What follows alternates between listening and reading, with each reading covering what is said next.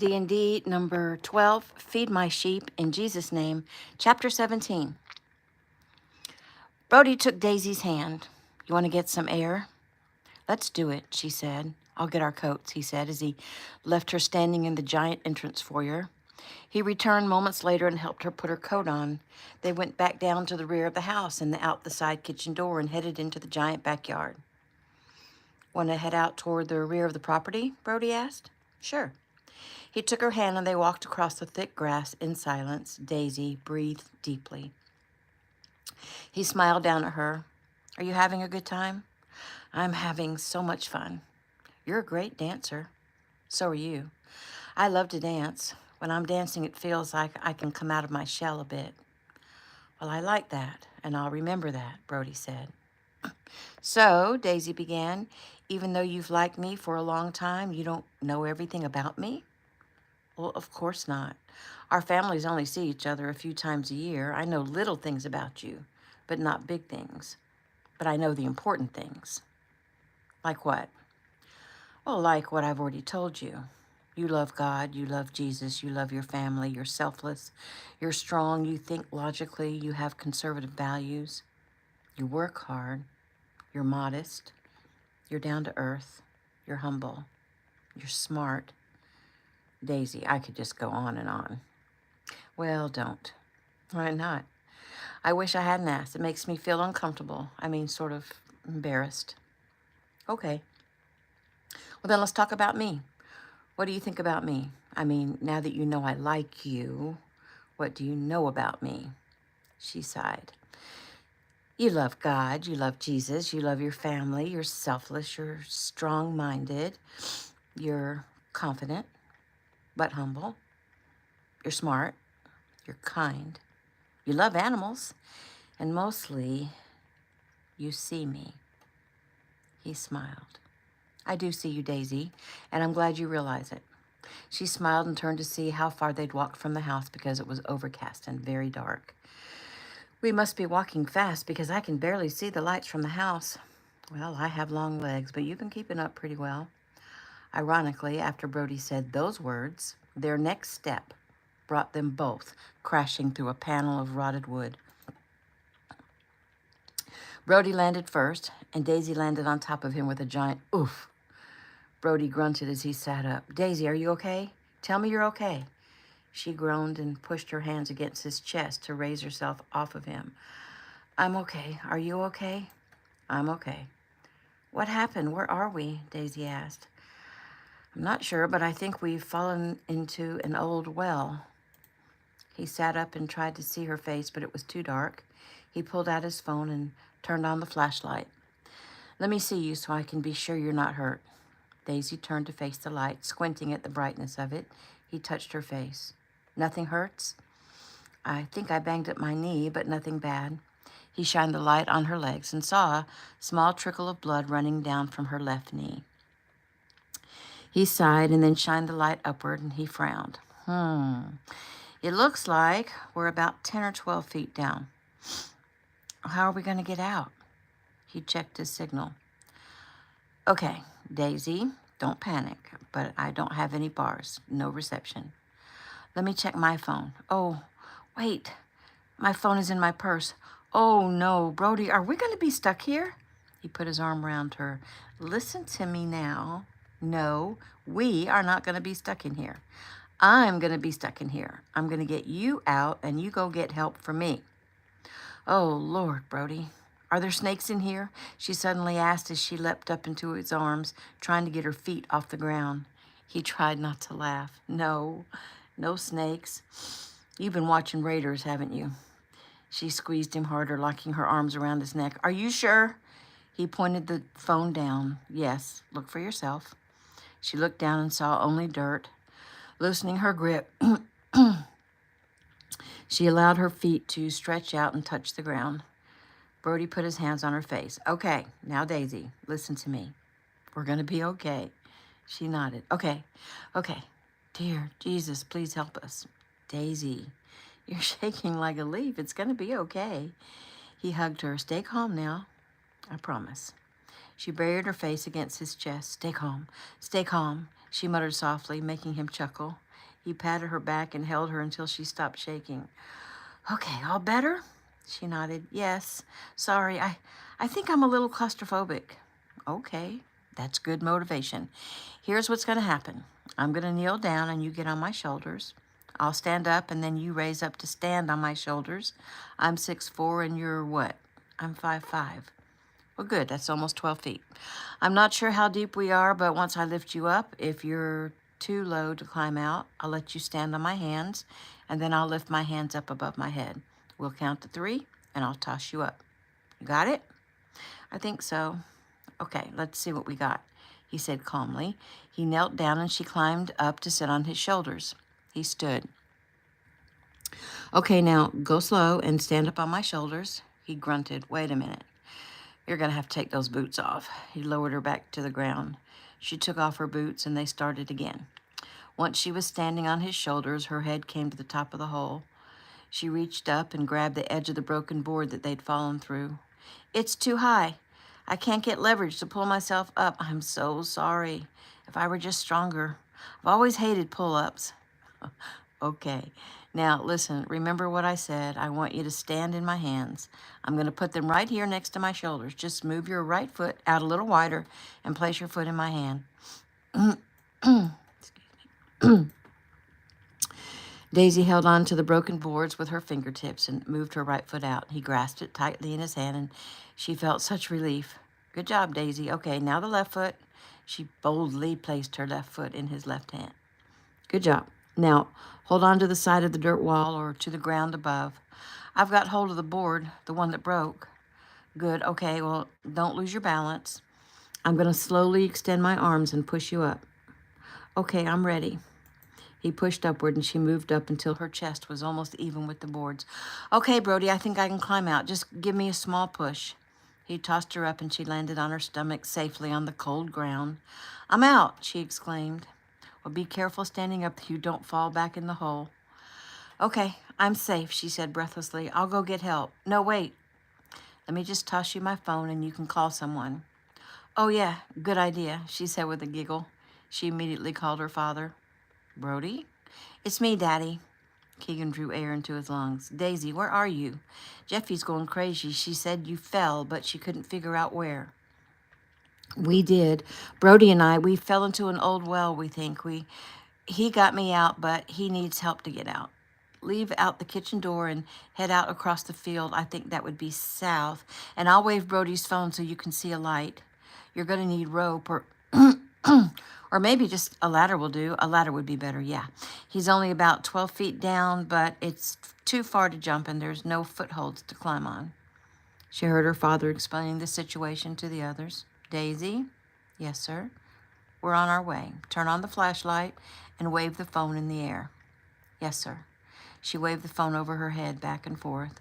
We see you, Keegan said. Don't stop waving. Do you see our flashlights? Yes, sir. A minute later, Keegan and Toby arrived with a ladder.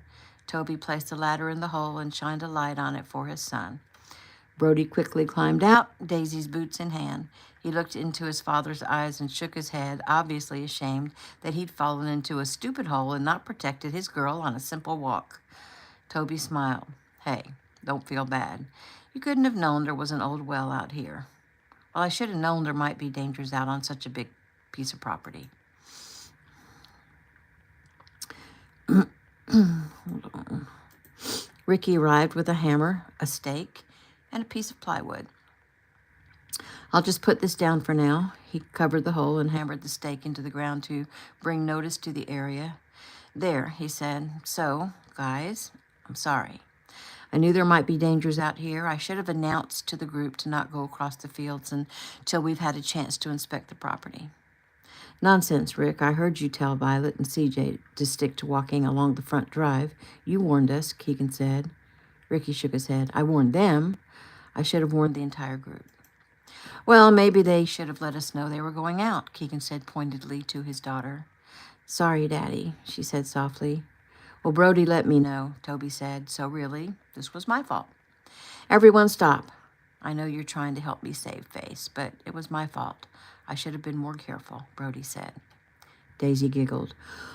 Well, then, I guess really the whole thing was my fault. I shouldn't have been so distracting. The men all chuckled. Anyway, Ricky began, this is a lawsuit waiting to happen, so I need to inspect every inch of this property. That would be impossible, Toby said. Okay, so maybe hire someone to inspect it. Let's just call some neighbors and get on some horses or ATVs and ride the property. It'll be a fun time, Keegan supplied. Yep, that's how it's done in a small town, I guess, Ricky said. I think I'm liking it. Toby chuckled. Well, there are good things and bad things to it, but you'll learn. Brody took Daisy's hand. Are you sure you're okay? I'm sure. Except your knee. Let's get you back and doctored up. Daisy smiled. Let's do. Maybe Jeffy has some SpongeBob Band-Aids. He handed her the boots and helped her sit down to put them on. Toby and Ricky started back to the house, and Keegan waited. And when Brody stood and helped Daisy to her feet, he looked at the man. Mr. Tanner, I'm sorry I let Daisy get hurt. Keegan smiled. Things happen, he said. There are several times my Lizzie got hurt, and it was my fault. But nothing to do except move forward. This was nothing. If this is all that ever happens, consider yourself blessed. Don't beat yourself up. Thank you, sir. Stop all this, Daisy. The first thing you did when we fell was make sure I was okay. Then you rescued me from snakes. There were snakes down there? Keegan asked as they walked toward the house.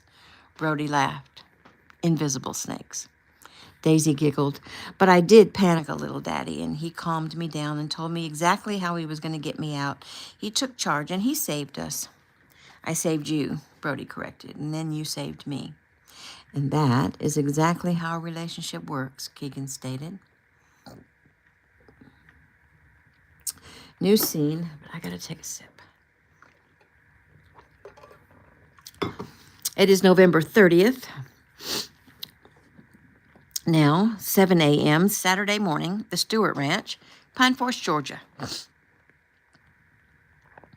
The sound of gunfire echoed through the early morning quiet calm of Pine Forest, Georgia. It was early and it was cold, but that didn't stop the large group of people from meeting at the Stewart Ranch to shoot. The Stewarts, Apples, and some Tanners almost always did this on both Friday and Saturday mornings. This morning, the group also included the Kinos, Adams, and Nash Smith menfolk, plus Jericho and CJ, and Nolan and Cam. Gabe went first and just finished demonstrating his amazing skills, leaving pretty much everyone gaping. Keegan, who rarely got to demonstrate his talents, took over, and when he finished, it left no doubt why Gabe was as good as he was. Gabe would use his skills for Ameritech as a sniper sharpshooter, and he was very much looking forward to the opportunity. This was a farewell outing for the men. The Adams family would be leaving in a few hours to head back to California, along with young Eric and the Brooks family and the Wallace family. Grandmaster Kino and his family would also be leaving, though Grandmaster Kino was not attending the shooting challenges this morning. He was instead meeting with Violet Tanner to assess and heal and help her to overcome her trauma. The only females who'd elected to come and shoot this morning were Taylor, Lanebug, Rose, and Daisy. Heather was home helping her mom. Lily was working. Violet was being counseled. Jeffy was meeting with Jordan to assess her foot to see if she too, as had many others, been healed on Thanksgiving Day. Other plans this day included Mark and Joey taking their families up to a little town just south of Atlanta in the suburbs to see the house that they'd grown up in. Mark had wanted to show his family the humble way he'd grown up, but the house had always been in use. However, currently it was unoccupied, so they would take a trip down memory lane, and then they would head to the airport to meet the Ameritech jet that would take them home. Brody and Daisy intended to take care of puppies and go for another ride, have breakfast together at the Tanner home, attend the Saturday morning class at Apple Martial Arts, do some decorating at the center, take a walk up Main Street, go home and rest, and then have dinner at Sally's Steakhouse. Gabe and Taylor intended to say their goodbyes to everyone who was shooting, have breakfast at the inn to say goodbye to everyone else, go get Iris, and take her to play at the park that was next to the GTCC, the Gabe Tanner Community Center, and then drop her off with Rose so that Gabe and Taylor could attend the Saturday morning martial arts class. Afterward, they would hit Sally's Steakhouse for lunch with Peyton, his little brother Lucas, and Charlie Stewart, and the rest of the day would be played by ear. But Gabe was hoping to school Taylor on some college football by going over some games from the season. Rose and Jericho would shoot, eat breakfast, do some shopping for more Christmas decorations and art supplies, and then head to the center to meet Rebecca Murphy, because a group of children would be there in the afternoon to make decorations. Jets, Joey Adams and Cam Wallace, were next up to shoot, and they too left people astounded, as well they should. Toby, Brody, and Nolan, who didn't usually get an opportunity to share their shooting skills, had fun demonstrating their skills too with both sidearms and rifles. Chaz Stewart and 14-year-old son Charlie and John Apple didn't disappoint. Mark and Logan held their own. Jojo declined because he couldn't use his right arm. But Gabe said he could shoot left-handed and that he should learn to do just that. So with Gabe's help, Jojo was able to squeeze off a few mags with his left hand. After Jojo, young Eric stepped forward with his dad, and the two of them showed they, too, were skilled. Rose was happy when Jericho showed that he, too, was no slouch with a firearm. And up after Jericho, of course, Agent CJ was extremely proficient. What everyone was gawking at now, though, was Rose and Lena, and their competence and mastery with both their sidearms and their ARs. But Gabe stepped forward and shook his head at his sister. No, Rose, go again.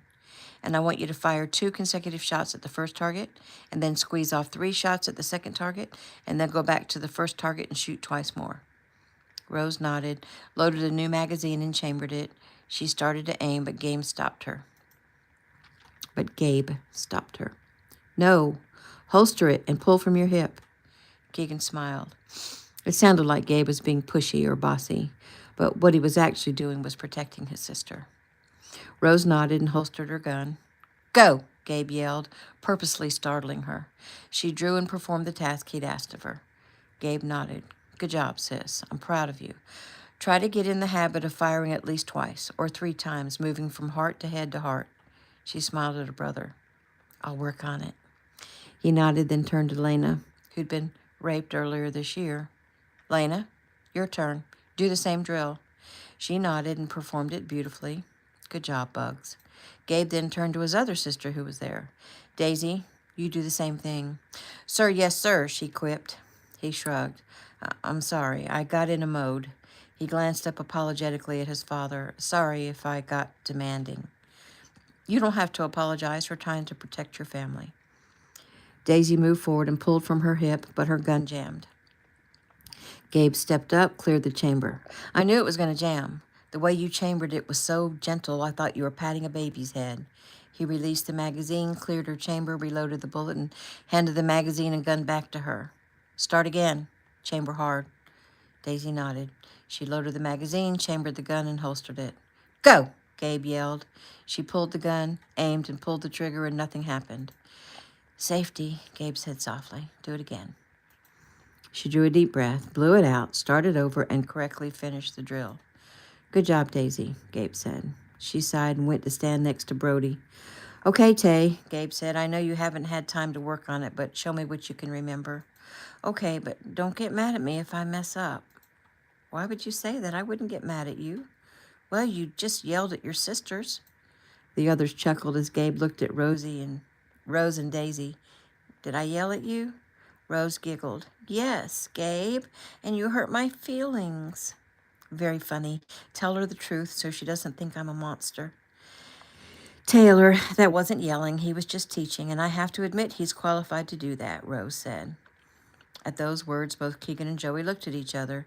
Keegan was pretty sure they were thinking the same thing, that because Gabe was a really good teacher when it came to firearms, Gabe wanted to be a jet, and he would be, but using him in a teaching capacity would be good for the entire company. Maybe after a while, that's where they should place him. Taylor moved forward with the 22 her father had bought for her and laid it on the makeshift counter. She drew a deep breath and began. She went through all the steps, and Gabe had taught her and only had to be reminded to keep her finger off the trigger one time. And when she fired, her aim was much better. He asked her very kindly to go through 2 more magazines, which she did, and when she finished, she was quite pleased with herself, and Gabe was also quite pleased with her. After that, a few of the men went again, trying out each other's firearms. Shortly thereafter, the Georgia people were hugging the Cali people and thanking them and promising to be in touch and to stay safe and to get together again soon. Then everyone gathered their guns and ammo and ear protection and eye protection and headed to start on their day. Most went to breakfast at the inn. Brody and Daisy went to check on the puppies. They'd taken precautions and blocked the dogs in using some pallets, worried that the gunfire may frighten the mama dog and she might leave her puppies. It seemed, though, that all was well. Daisy scratched the mama's head. You know, Brody, we really should at least name the mama here. He nodded. What shall we call her? Daisy pulled out her phone and did a search for names for gold-colored dogs, and she began to laugh. What's so funny? Well, Daisy giggled, I looked up top names for female dogs, and a lot of them are names of people in our families. He grinned. Like what? Well, there's Bella, Charlie, Daisy, Gracie, Lily, Molly, Rosie, Sophie. Brody chuckled. But there's also Dixie, Georgia, Goldie, and Honey. Brody nodded. Well, Honey is the name of Lena's horse, so I don't want to use that. But Dixie, Georgia, and Goldie are all good. Pick one of those. Daisy pressed her lips together as she thought. I think Georgia, because you found her when you came down to Georgia. He nodded. Then Georgia it is. He bent down and scratched Georgia's head. So, that's your new name, girl, Georgia. You are Georgia. You got it? Learn it. Remember it. Daisy giggled. I promised to call her by her name when I come down every morning to feed her. I'm so glad the Stewarts allowed us to keep them here. He rose with Georgia's bowl and went to the plastic tub that he'd bought to hold the food. Well, in exchange, they've laid claim on one of the puppies. And so do I, Daisy said. I promised Iris. And so do I, Brody said. And when they're old enough, I'll drive down and pick up whoever is left of the litter. And if no one wants Georgia, I'll take her too. He set her bowl down in the corner and then topped off her giant water bowl. Daisy frowned. What, do you want Georgia? She pouted. Maybe. But I don't know what Mom will think of that. Brody smiled. Okay, we'll figure it out. Let's go down to the stables and saddle up. I'm getting hungry. Daisy nodded, and they headed to the stables. Brody saddled Santana and then helped Daisy finish saddling Dusty. He started to help her mount, but remembered that she didn't need help. She was well accustomed to riding. Once she was up, he smiled up at her and touched her knee. How's your boo-boo? She laughed. It's okay. Mom says I'm going to live. Well, good to know, he said as he mounted the large horse. He leaned down and patted Santana's neck. I know you miss your owner, but he won't be back for several more months, so I hope I'll do in a pinch. He nodded at Daisy, and they headed out. Daisy smiled as they kicked their horses into a canter. This was bliss.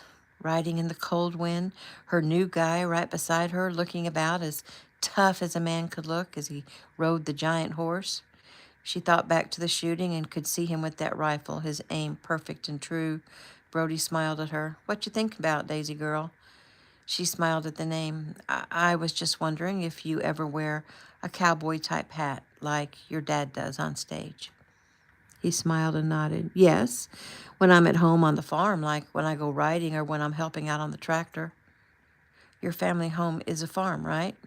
Yes, though my father doesn't do any of the farming. He never has, because he never really had the time because his singing career took off quickly. But my Uncle Ben, he came back home after college, and he has pretty much taken over the farm from my grandparents.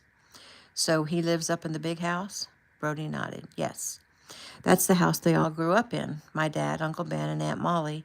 But when my dad and Mom married, they built the home on the other side of the property near the creek. You've been there before? She nodded. I remember it. I mostly remember playing in the creek. I remember you playing in the creek, he said with a smile, especially the summer of your junior year in high school, and you in that yellow bikini. You floored me. Daisy's face reddened and she decided to change the subject. So your uncle's married, right? Brody nodded. Yep. Uncle Ben lives in the big house with his wife and 3 kids. Cool. How old are the kids?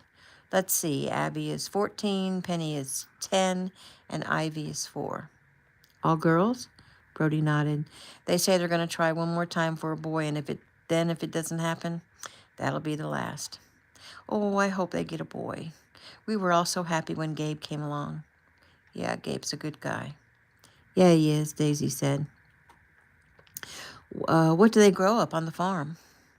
Well, mostly hay and wheat and non-GMO soybeans. Aunt Amber, Ben's wife, wanted chickens, and so they have about 300 chickens, and they get eggs and broilers. Interesting. Brody slowed when they came to the woods. Let's stop for a minute. He dismounted and helped Daisy down, then tied off the horses. Taking her hand, he led her over to sit on the ground, their backs against a tree. Are you cold? He asked. She shook her head. Not yet. So what are your plans, Daisy? She sighed. Well, like I said, I really don't have any right now. I'll continue to help Rose at the center because we work well together. And I'm good at what I do, which is the web presence and organizing mostly. Rose says I'm a jack of all trades. I guess I am. I can pretty much do anything I put my mind to.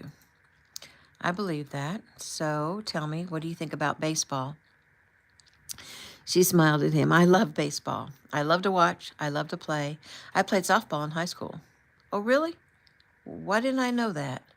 I would have loved to have come down and seen you play. Oh, it was no big deal. I wasn't that good. What position did you play? She laughed. Right field. He smiled. Did you ever catch anything? She made a face. Ha ha, yes. I wasn't that good, but I wasn't bad. I could catch. But Lily, now, she could play. She played shortstop, and she was awesome. How about hitting? Did you ever get a hit? Yes, I got hits. I also struck out. I was okay. Enough about me. Tell me about you. He shrugged. Well, like I said, I'm getting a lot of attention. I have the third highest batting average in the nation, and because I play third base, that makes me a commodity. People are saying I'll go third in the draft. We'll see. I don't like to speculate, but right now my future looks promising in the MLB. She turned to look up at him. I'm proud of you, Brody. I know you've worked hard on your craft. He sighed. I have. I love to play, but I want more than that. What do you mean? I mean, I want to help kids somehow, influence them, bring them to Jesus. I want to make it big so that I can show that you don't have to sell your soul to make it big. Sometimes, if it's God's will, you can still make it big. I want to be that person. So no matter what, you'll never, quote, sell your soul for the money or the fame or for whatever. Never. I'd rather be homeless and live under a bridge. Daisy smiled. He stood. I guess we need to get back. He held his hand out to her and pulled her to her feet. She smiled up at him with her big blue eyes, her perfect skin and blonde hair whipping around her face in the wind, and her cheeks and lips rosy pink with the cold. He moved closer to her, reached up and touched her face. He'd liked her, it seemed, forever. The urge to kiss her was almost overwhelming.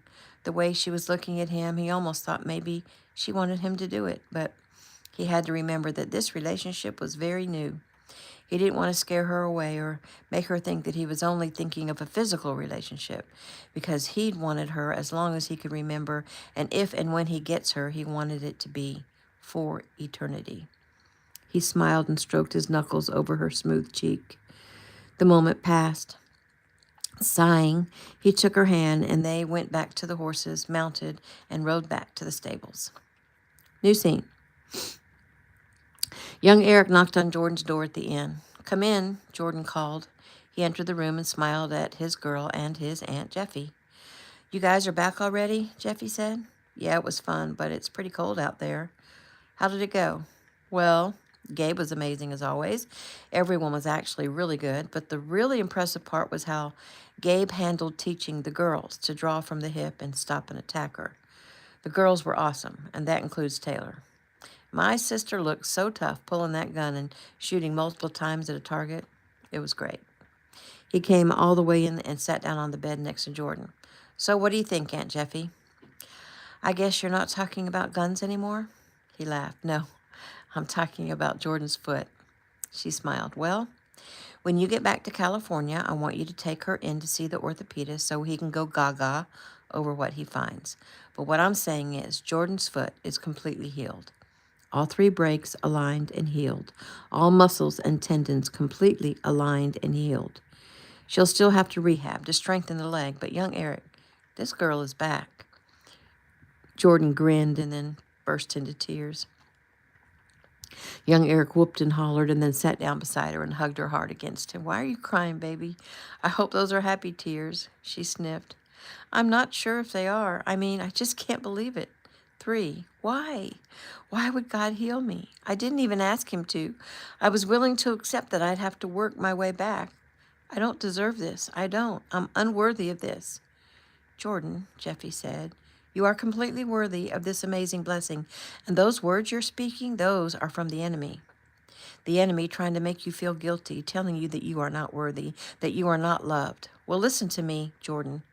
God loves you, and he has seen fit to heal you for whatever reason. Are you going to question his judgment? Well, no, of course not. Right, because we may not understand everything he does, but we have to show him that we trust him. Now, accept this healing with gratitude and go and tell people what he's done for you and further his kingdom. And tell your coaches at school and your teammates and tell your mother and brother and sister. Tell whoever God puts on your heart to tell. Jordan nodded and wiped at her tears. I will. I promise. Jeffy smiled. Good. So can we take the cast off now? Young Eric asked. You could, but I'd like you to leave it on until she goes to see the orthopedist, and you need to make that appointment ASAP. Jordan, young Eric asked, do you mind waiting until we get back? Jordan giggled. No, I don't mind, because I only have one of each of the shoes I brought. Young Eric chuckled. Okay, then. So what do you say we go down and have a final giant breakfast of some of the best Southern cooking there is, and then we'll say goodbye to everyone and come back up here and pack up. That sounds like a plan, Jeffy said as she rose. I was talking to Jordan, Eric quipped. Jeffy turned and put her hand over her heart. Ouch, I can't believe it. Has Jordan replaced me in your heart, young Eric? He smiled.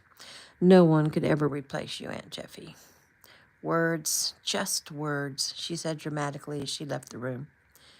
Thank you, Dr. Kino, Jordan called after her. Jeffy came back in the room. We're about to be related, so it's Aunt Jeffy to you, sweetie pie. Jordan smiled. Eric helped her up, and they headed down to breakfast. New scene. Brody couldn't take his eyes off Daisy. She helped brush Santana down. She stroked him so lovingly, and she spoke softly to the horse, and Brody had thought about kissing her back at the woods. He'd had to make himself stop, but now that he was thinking about it again, he was mulling over the idea that he actually should kiss her at least once before his trip was over, because he and his family were leaving early Monday morning. And after that, he wouldn't see her again for about 3.5 weeks. And he'd drive back down here a couple days after Christmas and stay until after New Year's. Who knows what could happen during those 3 weeks that he was gone? Daisy could meet someone new, or she could lose interest. He needed to leave her with something to think about.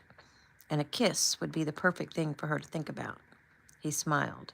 Daisy looked up at him. What are you smiling at? At you, Daisy. Just loving the fact that you and I are here together, spending time together. I like spending time with you, Brody. I'm really glad that you found the courage to come and talk to me and to tell me your thoughts and your feelings. I am too, he said as they finished up and moved outside the stall and said goodbye to Santana. He glanced at the ground, his eyebrows arching. A snake? Daisy jumped up into his arms with a little squeal. Where? Run! Go! Brody chuckled. She had her hands gripping his shoulders and her legs wrapped around him. Why are you laughing? Move! I was just kidding, he said. What? Why? Why would you do that? He grinned. To get you to do this, he said as he squeezed her tight. She looked around at her position and smiled. Well, if you wanted me in your arms, you could have just picked me up. I wouldn't have minded. Really? Well, that's another good thing to know. I'll put on my list. Okay, you do that. So you can put me down now. No, I don't think I can, he said softly. He turned and braced her back on the wall beside the stall door. He was breathing hard, and so was she. He leaned forward, pressing against her, and lowered his head. She lifted her face to him. Yes, honey, I'm on the way in just a minute. Bye. Oops. Chaz Stewart eyed the two kids in his stable as he ended his call and stuffed his phone in his pocket. Well, hello there, kiddos. Sorry. Didn't mean to interrupt. Didn't know you were here. Hey, Mr. Stewart. Hey, Uncle Chaz, Daisy said sweetly as Brody gently set her on her feet. Chaz grinned. So it looks like you two are getting along just fine. Brody smiled. Yes, sir. Y'all getting ready to go riding? No, sir, we just got back. We just finished brushing down the horses. Chaz nodded. Did you happen to feed and water them? Yes, sir, Daisy said. Chaz nodded. So, Brody, you're not thinking to emulate your father, are you? Brody's face reddened. He knew Mr. Stewart was talking about his father's and mother's excursion on a horse, and he swallowed. No, sir. Well, I mean, not any time soon. Chaz grinned. You got to keep me informed of your progress. Brody chuckled. Yes, sir. What are y'all talking about? Daisy asked. None, ya, young lady, Chaz said. Man talk. Brody took her hand. Well, we're headed to the Tanner's house for breakfast, and I'm headed to the inn in just a minute to join my family. Y'all have a great day. We will, thank you, sir, Brody said. Bye, Uncle Chaz, Daisy said as Brody practically drug her away. New scene. The Adams families rode in two separate cars. They could have hired a limo where all 6 adults and 4 little ones in car seats would fit, but Mark didn't want to drive up to the little house on Alatuna Drive in a giant limo. So instead, they'd rented 2 vans and headed up to the house they'd grown up in until Mark was 9 and Joey was 7. So, Dad, Joey began as they headed out of Pine Forest into the highway, I sort of remember the last time you showed me the house, but I was pretty young. How old was I? You were 5 or 6. I really don't remember much about it. I do remember thinking it was small. Mark nodded. That's one of the reasons I want to show you. I grew up very poor. None of you did. I was used to a tiny house. I was used to eating only beans and potatoes for dinner or beans and rice. And when we left Georgia and went out to live in your granddad's big house, Joey and I were blown away. We were in awe. How big each room was, how much food there was to eat. We had clothes to wear that fit us and that weren't secondhand. We had cars and electronics, all things we'd never considered owning. Jojo nodded thoughtfully. We've been living a blessed life. Yeah, we have, Mark said. Bella reached over and took Mark's hand and squeezed it. God blessed you, Mark. Mark nodded. He did indeed. And I used to feel guilty about it. I knew I had old friends that I'd left behind who were in as bad shape or even worse than we'd been, and still I wanted to do things on my own. That's why it took me longer to graduate from law school. I wanted to work my way through and take care of you too, Jojo. It was hard and it took me longer, but maybe I appreciate it more. I wanted to show you guys where I came from so you could get an idea of why I work so hard to help others pro bono, and also so that you'll see that with great opportunities comes great responsibility. God blesses some people with great wealth, like the Kinos, but they don't take it for granted. They use their money and power to help every single person that God puts in their path. Jojo nodded thoughtfully. I know that Logan and I have talked, and we would like to use your skills and talents to help others too. Logan is pretty set on what he wants to do, right, bro? Yeah. I want to write and sing songs and touch people's hearts and increase their faith or bring them new faith. As long as that's your focus, Mark began, and not making money, and if it's God's will for you, then you will succeed, son. Logan nodded and glanced at his brother. So, Dad, why do you think that demon attacked Jojo yesterday, and why do you think he didn't get healed? I mean, even Jordan was miraculously healed. Don't worry about it, Logan, Jojo said. I don't believe that demon. I know God loves me. I don't feel unworthy. Are you sure? Jojo smiled because Logan usually knew just what he was thinking. Well, it crossed my mind that maybe God was mad at me, like when I'd yell at my receiver or sometimes use bad language or be caught up in be caught up in pride because things were going so well. Maybe he brought me down a peg or two. Bella smiled as she placed her hand on her belly. Your humility, Jojo, is a beautiful thing. Mark's phone rang and he accepted the call by hitting a button on his dash. Hey, Gabe, go ahead. You're on speaker, so don't say anything ugly about Joe. Everyone chuckled at the old joke that everyone always said. Sorry to bother you guys during your family time, but I was playing with Iris at the park, Gabe began, and I got dizzy and had to sit down, and words came into my head, and then God told me I had to call you and tell you the words. Okay, I'm listening, Jojo said. It's not your path, Gabe said. What's not my path? You were just talking about why God didn't heal you, right? Yes, and how did you know that? Gabe sighed. How do you think?